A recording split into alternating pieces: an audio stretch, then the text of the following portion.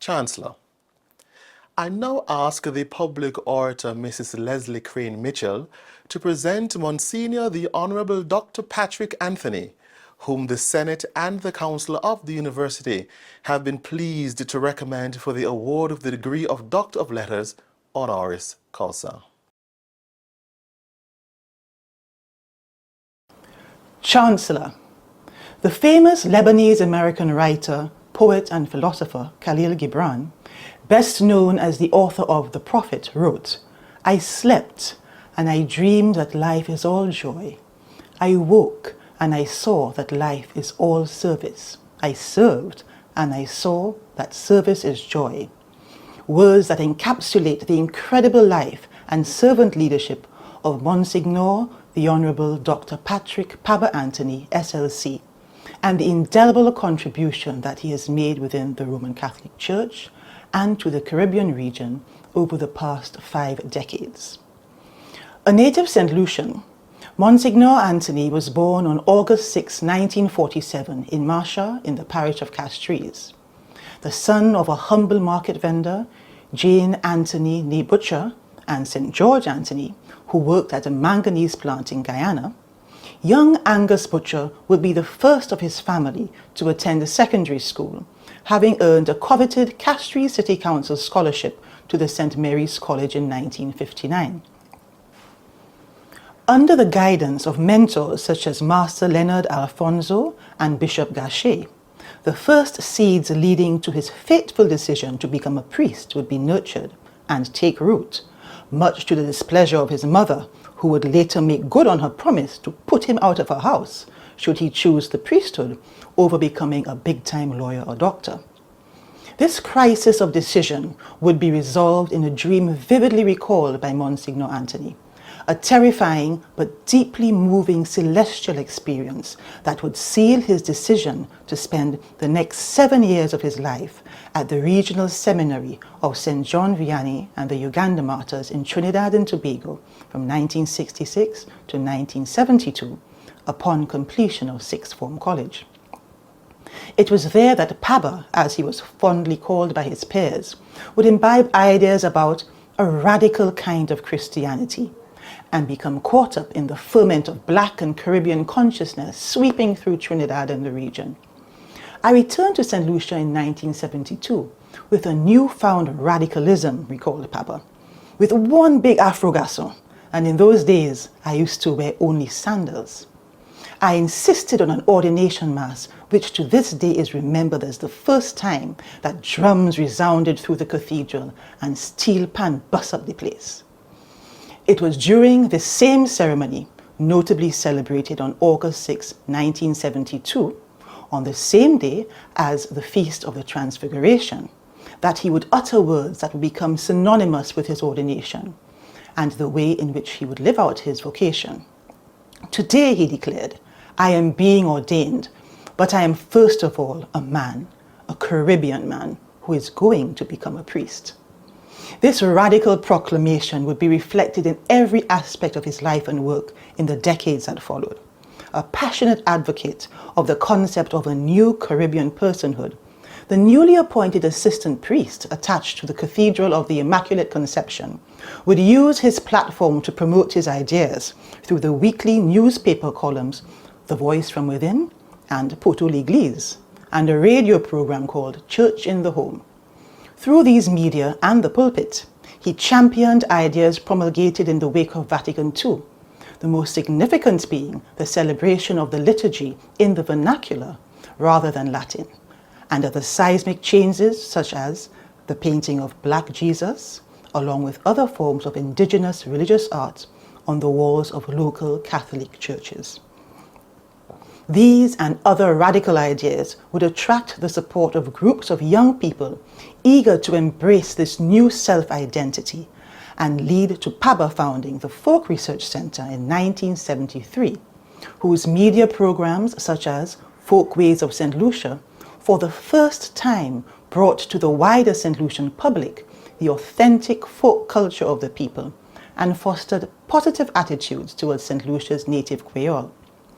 By 1975-76, His unrelenting efforts to revolutionize both church and community, which often mirrored those of secular political organizations such as the St. Lucia Forum, would brand him a dangerous influence by cathedral establishment and see him banished from his influential position at the cathedral to the outer districts of Moshi, Bexo and Ancillary. Ironically, this punitive action enabled Paba to become even more intimately involved at the grassroots level of the parishes and provided the opportunity for him to found overwhelmingly popular community days that would serve as the precursors to Journée Créole, St. Lucia's largest contemporary cultural festival. Subsequently accused by the superior of the FMI fathers as suffering from a crisis of faith and of wanting to destroy the church, Paba would leave St. Lucia in protest. Ironically, he would soon be recalled by the bishop to take up the position of cathedral administrator and vicar general to guide the church through the period of social and political turbulence that gripped St. Lucia during the post-independence period from 1979 to 1982. In the years following his return, so highly regarded did he become at the national level that he would be called upon to help broker the historic agreement that led to the formation of a government of national unity and restored peace to the island. In the years that followed, Paba would become a Msgr of the Catholic Church in 1984 and go on to earn his master's degree in theology from the Catholic Theological Union in Chicago in 1987, as well as a doctorate in literatures in English from the University of the West Indies St. Augustine campus, which he completed in 2000. This theologian, cultural activist and communications specialist extraordinaire would also co-found the Conference on Theology in the Caribbean Today in 1994, established the Jubilee Trust Fund in 1997 for assistance to young artists, cultural activists and researchers, and the George Odlum Grant for Creative Artists in 2003. He would also serve as chairman of the St. Lucia National Trust Council from 1991 to 1997, vice president of the Archaeological and Historical Society from 1993 to 94, and chairman of the St. Lucia Integrity Commission. His pastoral concern for the growing number of homeless and indigent persons in St. Lucia would lead him to found the Antonian Home for the Aged and the St. Lucy's Home, which to this day remain sanctuaries for persons in need of rehabilitation and a shelter. His ongoing passion in the field of communications would find him serving for many years as editor of the Catholic Chronicle, and later becoming an advocate for the formation of WAC Caribe, the Caribbean branch of the World Association for Christian Communication, for which he served as president from 1996 to 2000. 10 years of dedicated service as director of the Central Committee of the WAC London would be acknowledged and rewarded when he was declared a WAC laureate in 2019, the very first Caribbean person to have been so honored. A prolific writer, Msgr Anthony has contributed to and edited as many as 14 books and authored over 120 articles on diverse historical, cultural and theological issues. It was only fitting, therefore, that this towering figure in St. Lucian history be the recipient of the St. Lucia Cross in 2000 for distinguished and outstanding service of national importance to St. Lucia, the Queen's Diamond Jubilee Medal in November 2012, and recognized as a national hero by the Folk Research Center in 2013. The year 2022 marked a milestone of 50 years of dedicated service to church and community. 50 years of shaping a generation that now forms the leadership of St. Lucia. Not that his joyful service is complete. Always one to keep pace with the times, his most recent social media series, Lucian Talk, Jesus Talk, is proof that there is still much more groundbreaking work to look forward to. Therefore, Chancellor, I ask that you invoke the powers invested in you by the Council and Senate of the University of the West Indies and confer the degree of Doctor of Letters, Honoris Causa, on Msgr the Honorable Dr. Patrick Anthony, SLC, theologian, researcher, and cultural luminary. By the authority vested in me by the Senate and the Council of the University of the West Indies, I now confer upon you the degree of Doctor of Letters, honoris causa.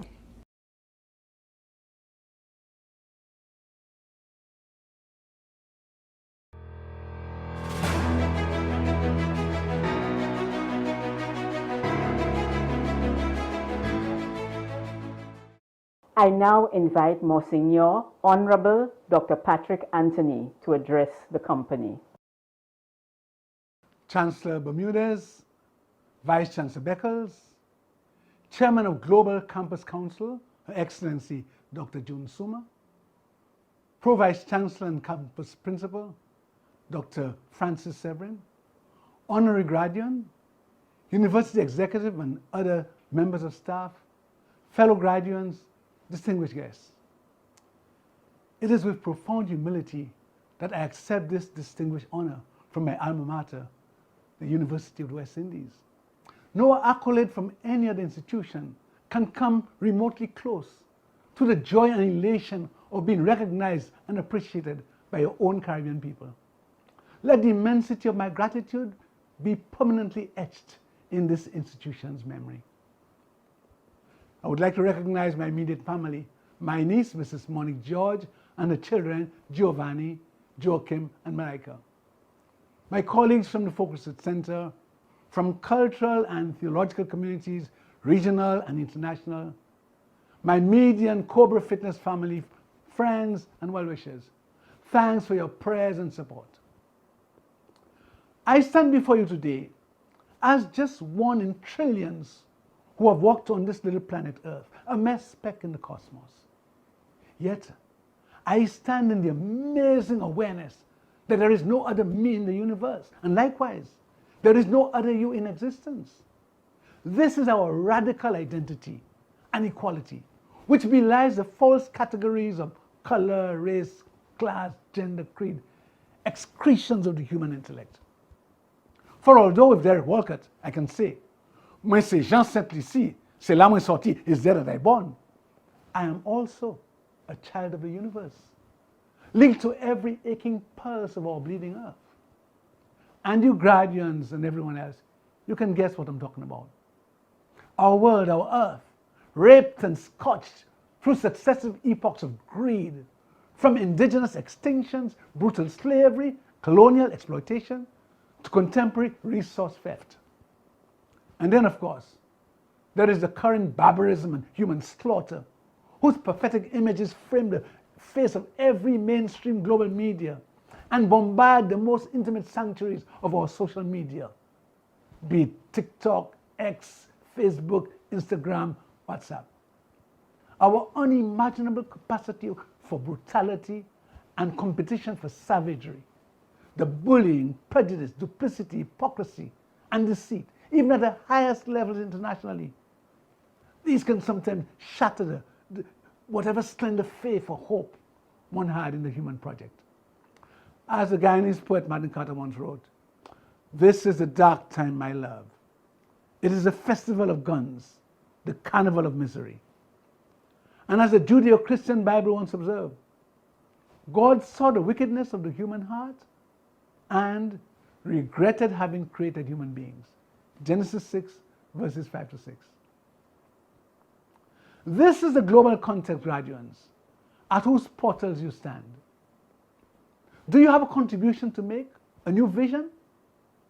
Do you have hope that can transcend the human imagination? Do you have the courage and moral fortitude to stride boldly forward towards tomorrow? Has Global Campus prepared you for global citizenship, even while restructuring, reorganizing, reengineering, rebranding itself from open to Global Campus? I want to congratulate UAE for tagging itself as an excellent global university rooted in the Caribbean, for being the first-run Caribbean university, maintains position within the 1% of Latin America's finest, and also for making it to the top 150 best universities in the world for research impact. Big up UAE. Yet, although we must celebrate our achievements without awaiting external approval, the urgency of the present prevents us from delaying too long on self-affirmation. Graduates, we may be from a group of small islands, but we are world-class creatives. And the world needs people like us, Caribbean people. You see, as island dwellers, coastal peoples, we have been forced to become solution-oriented, creative thinkers and explorers of the imagination. Our ancestors had to survive the crises of indigenous extinction, slavery, colonialism, capitalist modernism, postmodernist exploitation. Through these experiences, they discovered their inner strength, their spirituality, and such values as resilience, interdependence, stick-at-itness, community sharing, and cooperation, what we call in my country, kudme. These values have been handed down to us through our cultural traditions and practices. This is also how we have produced and continue to produce such creative global citizens and world-class achievers like Nobel laureates, Sir Arthur Lewis, Derek Walcott, Vivian Naipaul, cricketers like Garfield Sobers, Vivian Richards, Brian Lara, Darren Sammy, athletes such as Usain Bolt, Malinotti, Shelley-Ann Fraser-Price, and our own young Julian Alfred, to name only a few. From where else could the genius of Bob Marley have emerged but from the crucible of such pain and oppression? Once before in history, a group of islands, the Grecian archipelago, without economic resources nor military prowess, conquered the then world through the power of Greek culture and civilization. The Greeks are remembered fondly to this day. Graduates, as the world perches on the brink of spiritual catastrophe and moral bankruptcy, the global community needs to hear our voice and our story. How we still dare to dream of a Caribbean space where every creed and race will find an equal space. Where, as in my beloved country, St. Lucia, we do not pray that mass murderers will beat their swords into plowshares, Isaiah 2 verse 4. No. Here, between rival flower festivals, as Walcott writes, we celebrate woundless wars with wooden swords. As he says, would that our scarred earth could contain such a sweet violence. These flowers fighting to remain not enemies, but friends. From The War of Flowers by Derek Walcott. Let the world hear our story. Read statements from CARICOM. And let the voices of PM Ralph Gonsalves and Mia Motley resound, saying that we are here. We have repeatedly shown this capacity to make happen the unimaginable.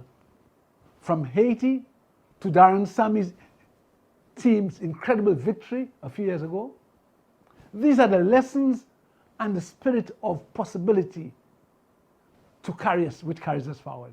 Graduates, I want to tell you a story from the rich tapestry of our ancestral wisdom. It is the story of three brothers, which can well serve as a metaphor or a parable about our contemporary global situation. Monsieur the Quick, quack, the Quick, quack. Once there were three brothers, Goboudin, big belly, Patfin, skinny legs, and Guangel, big mouth. Goboudin, Patfin, and Guangel, the three brothers, went out to search for food. They found a pawpaw tree. Goboudin climbed the tree, and he began to eat pawpaw. His brothers at the foot of the tree begged him, Goboudin, please give us some. Goboudin kept on eating, and what would he give them? Guenipilapo, skin and seeds. Goboudin, please, help us. What would he give them? Guenipilapo, skin and seeds. Goboudin ate and ate and ate and ate until his belly became so big that it burst. When that happened, Guangel laughed and laughed and laughed until his mouth split right open. But Finn took off, ran away from the scene, and as he ran, his foot went into a small and it broke back. Let's hear the quick. Yeah. The story of three brothers. They were brothers. What happened? one fell into the syndrome of greed, selfishness, had no concern for his brother. One brother, Guangel, when he saw the demise of Gobudin's brother, what did he do? He laughed, he laughed. He found joy in his brother's demise. Patfin, the third brother, he ran away from the situation. Graduates, this is a metaphor, a parable of our contemporary world. A world in which there are so many Gobudins who don't care about their brothers. Those, what we call agulu wanfal, they grab for themselves, and the more they get and the more they want, the more they keep. And then we have the temptation to become like Guangel, those who laugh at the demise of the greedy. So it is a parable about human behavior, and that's from our ancestors, from the wisdom of our ancestors. We can say to the world, the Gobudin world, that Gobudin, this is a false philosophy. This cannot bring development, wholesome development. The world is made for all. All of us are brothers and sisters, and we can all share. There is enough for all of us. Graduates, this, I hope, you've learned from Global Campus. This, I hope you've learned, that you must be one of those who help to build a world that would not be a Gobudin world, but a world in which we share with each other. As you leave Global Campus, the world is before you. You may go out to the world. You may go elsewhere. You may develop yourself. Yes, it is good to advance. However, never forget where you came from. Never forget your Caribbean region. Never forget the University of West Indies. Never forget who made you. Remember, you can make your contribution, but always remember that your contribution must somehow be related to our Caribbean experience. Graduates, as you step out of the doors of Global Campus into the harsh sunshine of a new day, take with you all the knowledge and skills imparted during your sojourn here. Remember the stories that you heard, the fond memories that you shared, but above all, the fire of love for country and Caribbean peoples ignited in your belly. Wheresoever you may roam, hold on to your foundational values and traditions. Be open to new knowledge and experiences. Grow, blossom, soar. Help forge a new human civilization flavored with a touch of Caribbean genius by the adding of your pinch of creativity. In closing, let me register once again my sincere gratitude to the University of West Indies for bestowing upon me this singular honor, the Doctorate of Letters, honoris causa, which I now graciously accept.